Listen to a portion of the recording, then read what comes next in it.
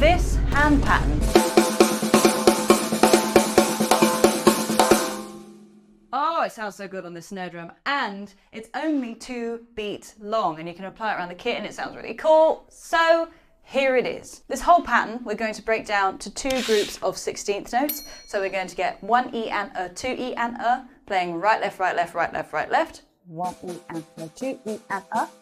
And we're going to get accents on 1, the and of 1, beat 2, so all of those right hands, 1 and 2. And the last accent is going to fall on the left on the of 2. So we get 1 and 2, E and a.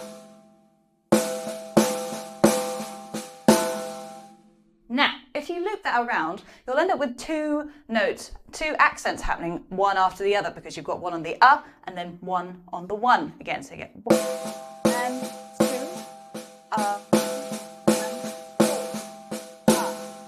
and this just gives this a really nice rolling sound. It's that on the left that just feels really good.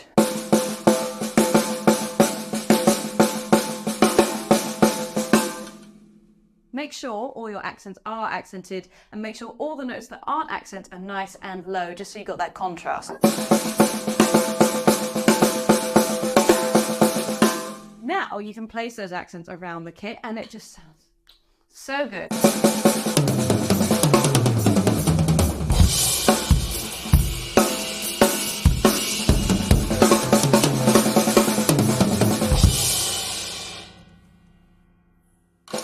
The nice drum kit helps, but the accent pattern is what makes that sound so good. So take that away and have a great day. Big love. Mwah.